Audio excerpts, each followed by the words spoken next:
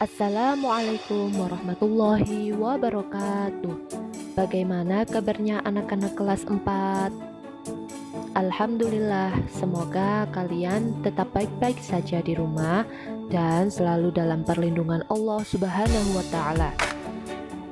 Anak-anak, hari ini kita sudah sampai di pelajaran keempat yang bertema bersih itu sehat.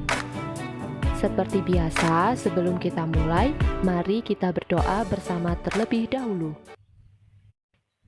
Bismillahirrahmanirrahim. Raditu billahi rabbah wa bil islami dina wa bi Muhammadin nabiyya wa rasulah. Rabbi zidni ilma warzuqni fahma. Amin.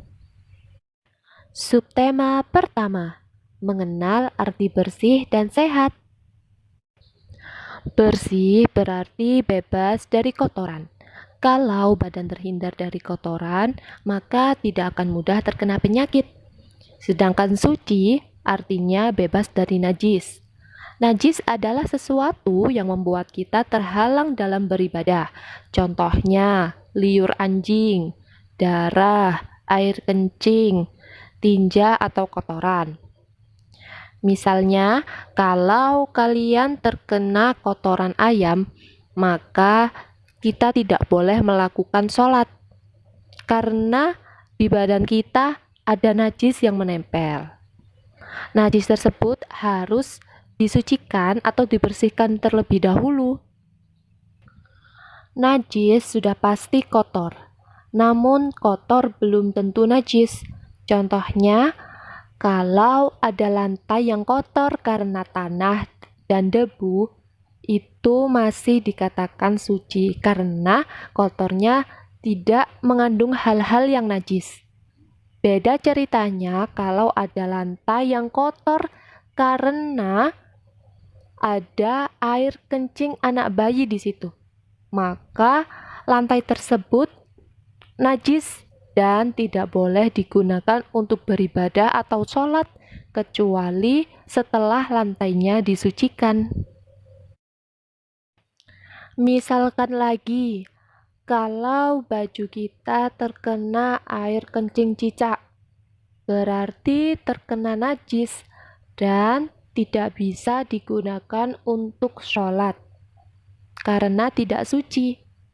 Nah, bagaimana cara membersihkannya? Cara membersihkan najis yaitu dengan mengguyurkan air pada benda-benda atau hal-hal yang terkena najis tersebut. Ingat ya, airnya diguyurkan kepada benda tersebut, bukan bendanya yang dicelupkan ke bak air. Sekarang kita belajar tentang hadas. Hadas adalah keadaan diri yang tidak suci sehingga tidak dapat melakukan ibadah. Hadas ada dua macam, yaitu hadas kecil dan hadas besar. Hadas kecil yaitu saat kita buang air kecil, buang air besar, dan buang angin atau kentut. Setelah buang air kecil, buang air besar, dan buang angin, maka wudhunya batal. Jika kita akan melakukan ibadah atau sholat atau membaca Al-Quran, maka harus mensucikan diri dulu. Caranya yaitu dengan wudhu kembali. Hadas besar, contohnya adalah mimpi basah bagi laki-laki dan haid bagi perempuan. Cara bersucinya yaitu dengan mandi jinabat atau melakukan tayamum jika tidak ada air. Coba kalian perhatikan gambar tersebut. Ada gambar anak yang sedang sholat. Kalau kita akan melakukan sholat, maka kita harus memperhatikan badan, pakaian, dan tempat sholat kita.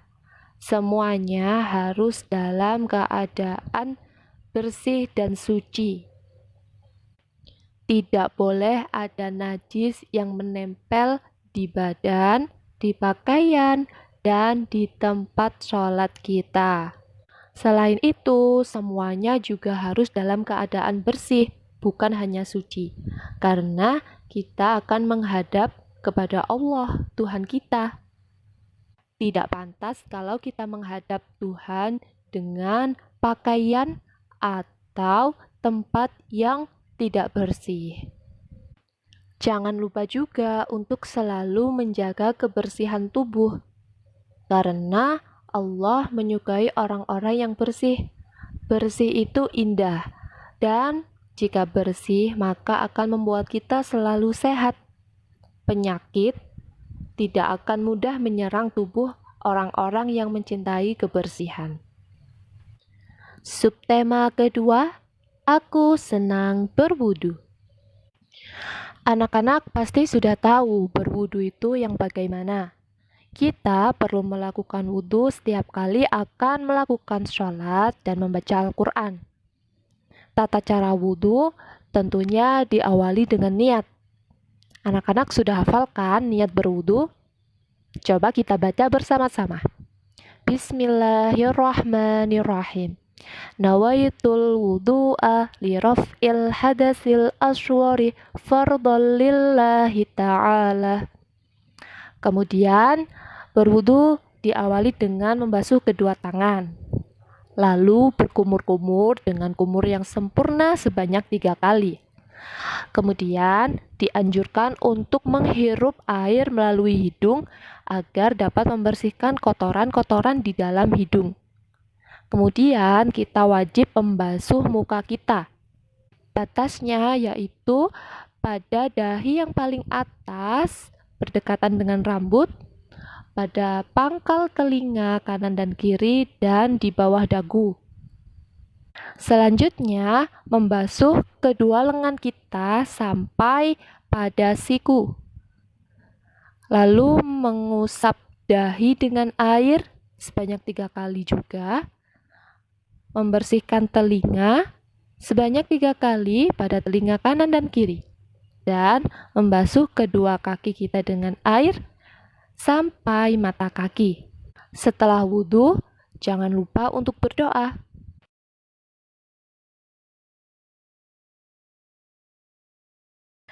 Doa setelah berwudu yaitu Asyhadu an la ilaha illallah wahdahu la syarikalah wa asyhadu anna Muhammadan abduhu wa rasuluh. Allahumma ja'alni minat tawwabina waj'alni minal mutatahhirina waj'alni min ibadikas sholihin.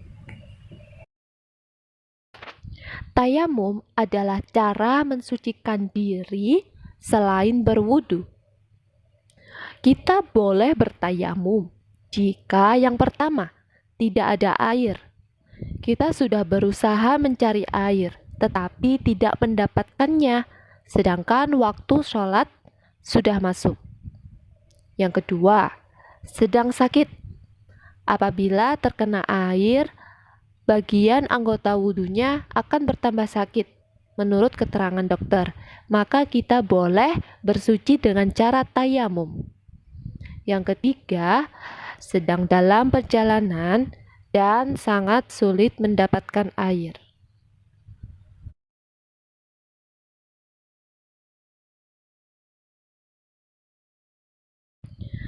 Tata cara tayamum. Yang pertama, berniat tayamum untuk melakukan sholat fardu. Niatnya yaitu nawaitu tayamuma listibahatis sholati fardhan lillahi ta'ala.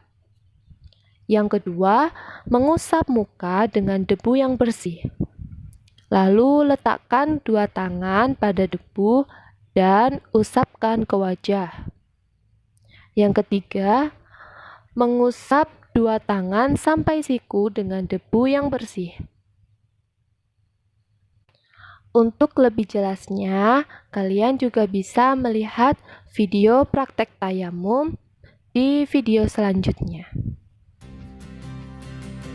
Baiklah anak-anak, itu tadi materi tentang pelajaran keempat yang bertema bersih itu sehat.